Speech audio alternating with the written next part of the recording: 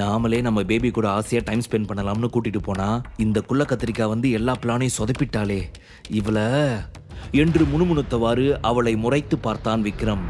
அப்பொழுது ஒரு BMW car அவர்கள் முன் வந்து நின்றது. என்ன சுரபி இது, பழைய மாடல் காரா இருக்கு? என்னோட பாய் ஃப்ரெண்ட் கிட்ட இருக்க கார்ஸ் எல்லாமே நியூ மாடல்ஸ் மட்டும்தான் தெரியுமா என்று சுரபியின் வயிற்று எரிச்சலை கிளப்புவதாக நினைத்து கிறுக்குத்தனமாக பேசினாள் ரேவதி. ஆனால் சுரபியும் விக்ரமும் அது எதையும் கண்டு கொள்ளாமல் காரில் ஏறி அமர ரேவதியும் அவர்கள் பின்னால் ஏறி அமர்ந்தாள். அதற்கு பின் கௌதம் காரை ஸ்டார்ட் செய்தான். செல்லும் வழியெல்லாம் ரேவதி தனது பணக்கார லவரை பற்றி பேசிக்கொண்டே வந்தாள். ஆனால் சுரபிக்கும் விக்ரமுக்கும் காதில் இருந்து ரத்தம் வந்துவிடுமோ என்றெல்லாம் தோன்ற ஆரம்பித்தது. இங்க பாரு சுரபி, நான் உங்ககிட்ட அப்ப சொன்னது எதுவுமே பொய்யெல்லாம் கிடையாது. என்னோட ஆளு ரொம்ப பெரிய பணக்காரன். அவனுக்கு நிறைய பிஸ்னஸ் மேக்னட்ஸ் தெரியும். அது மட்டும் இல்லாம நிறைய பிஸ்னஸ் அவன் பண்ணிக்கிட்டு இருக்கான். அதனால அவங்கிட்ட சொல்லி ஏதாவது ஒரு கம்பெனில கண்டிப்பா நான் உனக்கு வேலை வாங்கி கொடுக்குறேன் என்று அட்வைஸ் செய்ய சுரபியும் எதுவும் பேசாது சிரிக்க மட்டும் செய்தாள். அவர்கள் பிளான் செய்திருந்த அந்த மால் வந்து சேரவும் கௌதம் காரை ஸ்டாப் செய்தான். அப்பொழுது ரேவதி அவளிடம், வாவ் சூப்பர் சுரபி, இந்த மால் தான் வந்திருக்கோமா? சரி சரி, நான் ஃபர்ஸ்ட் டைம் உன்னோட இங்கே ஊர் சுத்த வந்திருக்கிறதுனால உனக்கு சின்னதாக ஏதாவது ப்ரெசென்ட் பண்ணலாம்னு நினைக்கிறேன். நம்ம இப்போ போகலாமா என்று சொல்லி அவளது கைகளை பிடித்து கொண்டு உள்ளே நுழைய போன சமயம், ஹாய் ரேவ் பேபி என்று குரல் ஒன்று கேட்கவும் வேகமாக திரும்பி பார்த்த Revathi, hey what a surprise my man, love you so much என்று சொல்லி வேகமாக ஓடி சென்று அவனை இறுக அணைத்து கொண்டாள். Darling, this is Surabhi and இது என்று சொன்னவள் முகத்தை சற்று கோணலாக மாற்றி, அண்ட் இது இவனை பத்தி சொல்றதுக்கு ஒண்ணு இல்ல, என்ன ஒன்னே ஒண்ணுனா இவன் சுரபியோட ஹஸ்பண்ட் என்று சொல்ல சுரபி அந்த சூழ்நிலையை மிகவும் சங்கடமாக நினைத்தாள். விக்ரமை இன்சல்ட் செய்வது போல அவனை இன்ட்ரோ கொடுத்தது அவளுக்கு பிடிக்கவே இல்லை. அதன் பின், guys this is Rana, my boyfriend and my future hubby. இந்த மால்ல ராணாவோட பார்ட்னர்ஷிப்பும் இருக்கு. ஸோ நான் மறுபடியும் சொல்றேன், உனக்கு என்ன ஜுவல் வேணும்னாலும் எடுத்துக்கோ, ஆனா அதோட பிரைஸ் 30,000 இருக்கிற மாதிரி பார்த்துக்கோ என்று சொல்லிவிட்டு அவர்கள் நேராக ஒரு ஜுவல்லரி ஷாப்பிற்குள் நுழைந்தனர். விக்ரம் அந்த இடம் முழுவதையும் தன் பார்வையால் அளக்க சுரபி நகைகளை பார்ப்பதில் ஆர்வமாக இருந்தாள். நெக்லஸ் ஒன்றை தனது கழுத்தில் வைத்து பார்த்து கொண்டிருந்த ரேவதி அங்கிருந்து சேல்ஸ் கேலிடம், இது எவ்வளவு பிரைஸ் என்று கேட்க, மேடம் இது 3 lakhs, பட் 4 lakhsல இன்னொரு ஜுவல் இருக்கு, அதை பாக்குறீங்களா? அது இன்னும் உங்களுக்கு அழகா இருக்கும்னு நினைக்கிறேன் என்று சொல்ல, ஓகே அதையே காட்டுங்க. அதோட எனக்கு இந்த அமௌண்ட் பத்தின பிரச்சனைலாம் எதுவுமே இல்லை. ஏன்னா நான் அந்த மாதிரி ஒரு சூப்பரான ஆளை தான் லவ் பண்ணிட்டு இருக்கேன். கண்டிப்பா அவன் எனக்கு எவ்வளவு பணம் வேணும்னாலும் செலவு பண்ணுவான் என்று சொல்லிவிட்டு சுரபியின் பக்கம் திரும்பி சிரித்தவள் தன்னை தானே மிக பெருமையாக நினைத்து கொண்டாள். அதன் பின் அந்த பெண் அந்த நகையை எடுத்து காட்ட போன சமயம் அங்கே வந்த விக்ரம், இங்க பாருங்க, இங்க இருக்கிறதுலே காஸ்ட்லியான ஜுவல்ஸ் எதுன்னு காட்ட முடியுமா என்று கேட்க, இதோ சார் காமிக்கிறேன் என்று சொன்னவாறு அந்த சேல்ஸ் கேர்ள் அந்த ஜுவல்ஸை எடுக்க போனாள். ரேவதிக்கு இந்த விஷயம் ஆச்சரியமாக இருந்தது. இவங்கிட்ட அந்த அளவுக்கு காசு இருக்குதா என்ன? என்ன நான் சீன் போட்டு சுரபியை கடுப்பேத்தலாம் நினைச்சா இவன் என்ன கடுப்பேத்த பாக்குறானா என்று நினைத்த அவள் கோபமாக முறைக்க, அப்பொழுது அந்த சேல்ஸ் கேர்ள் மிகவும் அழகான டைமண்ட் நெக்லஸ் ஒன்றை கொண்டு வந்து காண்பித்தாள். சார், இதுதான் இங்க இருக்கிறதுலேயே ரொம்ப ரொம்ப காஸ்ட்லியான ஜுவல் அண்ட் இதோட பிரைஸ் என்று அவள் சொல்லிக் கொண்டிருக்கும் பொழுது விக்ரம் பக்கம் திரும்பிய ரேவதி, ஹே விக்ரம், இங்க இருக்கிற சீப்பஸ்ட் பிரைஸ்ல ஜுவல் உன்னால வாங்க முடியுமா? அப்படி இருக்கப்போ இந்த கடையில இருக்கிற ஃபர்ஸ்ட் லெவல் ஜுவல்ல நீ வாங்க போறியா?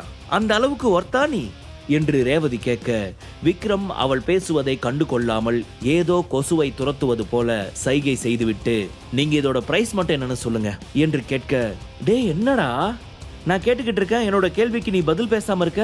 என்ன இந்த மாதிரி எல்லாம் பண்ணி உன் பொண்டாட்டி முன்னாடி சீன் போட பாக்குறியா?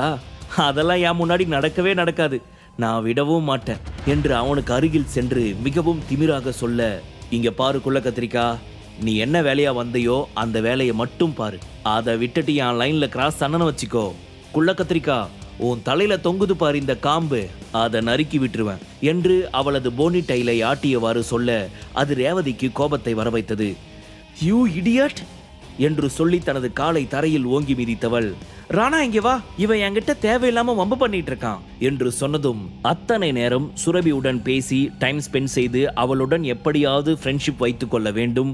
அவள் மிகவும் அழகாக இருக்கிறாள், இப்படி போன்ற ஒருத்தி தன்னுடன் இருப்பது மிகவும் அழகான விஷயம் என்று நினைத்து சுரபியை கரெக்ட் செய்ய முயற்சி செய்து கொண்டிருந்த சமயம்தான் ரேவதி அவனை அழைத்தாள். அதனால் கடுப்பானவன் வேகமாக அங்கே வந்து, என்னாச்சு ரேவ் பேபி, ஏன் கூப்பிட்ட என்று கேட்க, இவன் இந்த கடையில் இருக்கிறதுலேயே ரொம்ப காஸ்ட்லியான ஜுவல்லை வாங்கணும்னு ஆசைப்படுறானா. அதுதான் நான் அதுக்கு அவ்வளோ காசு உங்ககிட்ட இருக்குதான்னு கேட்டதுக்கு என்னை இன்சல்ட் பண்ணி பேசுறான் என்று சொன்னவாறு அவனது நெஞ்சில் சாய, இங்க இருக்கிறதுல காஸ்ட்லியான ஜுவல்லோட பிரைஸ் என்னன்னு தெரியுமா? 1 கோடி ரூபாய். 1 கோடிக்கு எத்தனை சைபர்னாச்சும் உனக்கு தெரியுமா? ஏதோ பொண்டாட்டி கூட வந்தமா, அவ ஆசைப்பட்டான அந்த நகையை இஎம்ஐல வாங்கி கொடுத்தோமா, அதோட கிளம்பிட்டே இரு.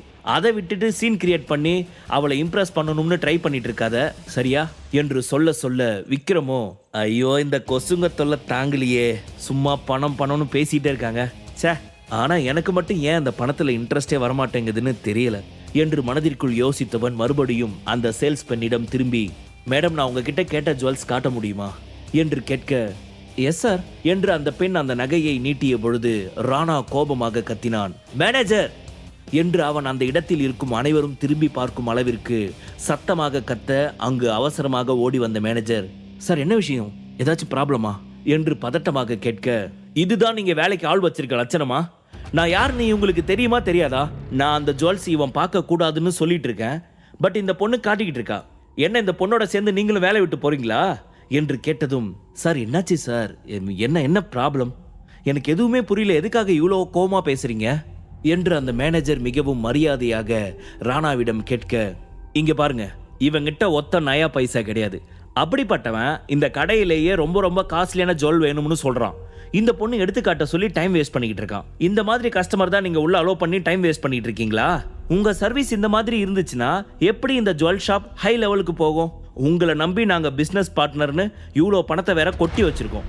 இதெல்லாம் சரிப்பட்டு வரவே வராது. இப்போவே நான் என்னோட அப்பாவுக்கு இமீடியட்டாக கால் பண்ணி உங்களையும் இந்த சேல்ஸ் பொண்ணையும் வேலையை விட்டு தூக்க சொல்கிறேன் என்று சொல்ல, பயந்து போன மேனேஜர் அந்த சேல்ஸ் கேர்ள் பக்கம் திரும்பி, ஏமா உனக்கு கொஞ்சம் கூட அறிவே இல்லையா?